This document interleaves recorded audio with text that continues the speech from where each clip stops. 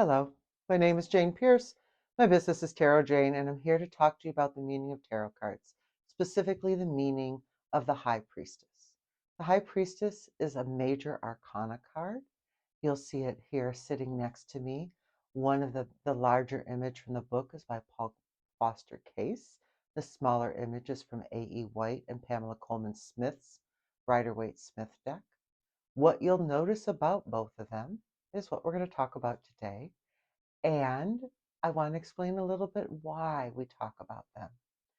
The High Priestess is the first card that really taps into our intuition.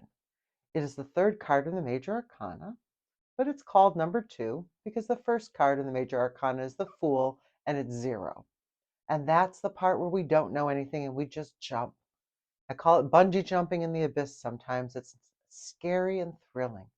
The Magician is the beginning of competence, but like a sophomore, he knows more than the Fool, but that doesn't mean he knows a lot. And then we get to the High Priestess.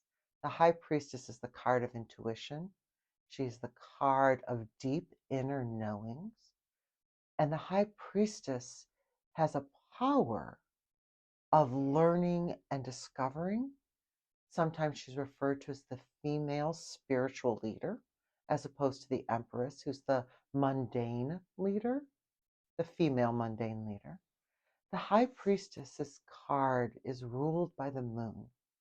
And you can see that symbolism in a ton of different ways.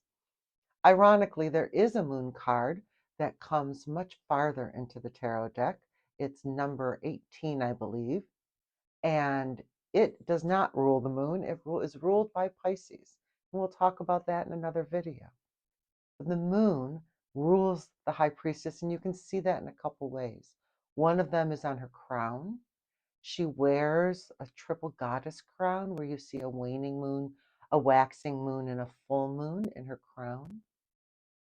The other way you know that she rules the moon is you'll see her having a moon at her feet.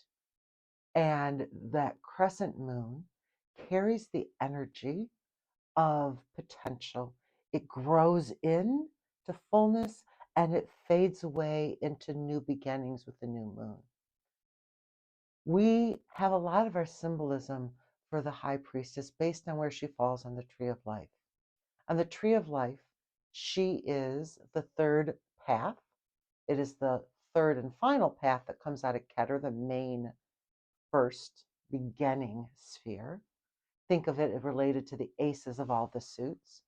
And coming down from Keter to Tiferet, the sphere of the sun, is where the High Priestess lies. To one side of her, on her right, is the pillar of the white pillar, the right pillar, and her left is the black pillar. And you can see that here in the picture. Those pillars are represented on the tarot card because the High Priestess is suspended between the pillar of mercy and the pillar of understanding, the pillar of wisdom and understanding and mercy and forward thinking, wisdom. Those two pillars that give rise to the names the right hand path and the left hand path, the white path and the dark path, white magic and black magic.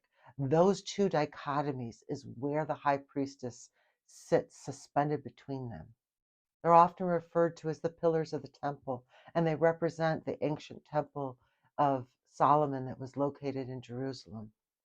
That ancient temple is said to be based on the Kabbalah or the Tree of Life. And this High Priestess sits between them. She is aware of both the light and dark. That intuition sees not just what is illuminated, but what is hidden. And so in that, we have this tremendous fullness of intuition, the intuition that lets us know what is full and what is unseen or potential or new.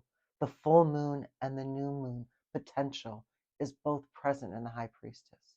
When the High Priestess shows up in a reading, think about the power you have to use intuition.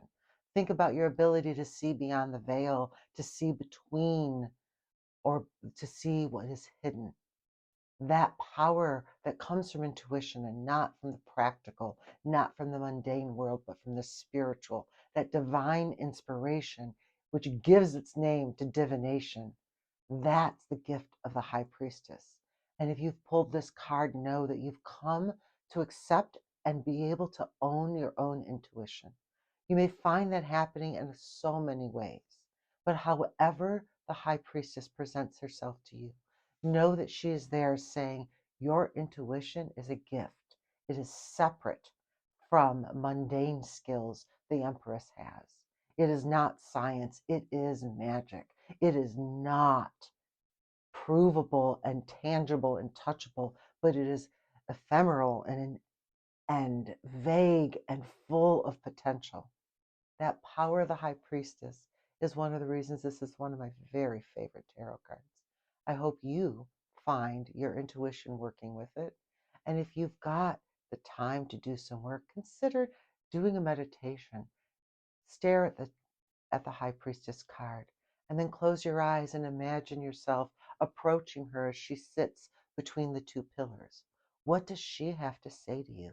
What gifts does she offer you? When is it best to do this? Well, there's no best time. There's just different times that will bring different results. If you do this work during a new moon, you will come and find the potential and what you can bring into being. If you do this work during the full moon, you will find what has reached its peak and what you're ready to harvest. So, new moon or full moon, go greet the High Priestess. Find out what she has to say to you. And if you're struggling with the energy of a new moon or a full moon, working remediation with the High Priestess to mitigate or to cushion or to fix, remediate the energy of a moon, new or full, she's one of the people that can help you. Some of the other things that can help you is doing a work on a Monday, because the High Priestess and the moon rule Monday. The moon and is the Monday card. It's a purple. Its number is 9, and you can use those nines of the 4 suits, or you can use the High Priestess, who pulls together all of the potential and all of the intuition to tell you what is going to come, what will be, and what has been. So if you're struggling in a new or full moon, think of reaching out to the High Priestess. Meditate with her, place her on an altar, maybe put a blessing by hanging her above a door of a room. There's a lot of ways to work with the tarot cards besides just using them in divination. And you can find some more videos on how to do that on some of the playlists on my channel. So please subscribe to my channel, find me on Facebook or Instagram, and I look forward to talking to you again about the meanings of tarot cards, about astrology, and about the energy work, the tree of life, and many other places. Thank you for joining me today. I hope you have a great day.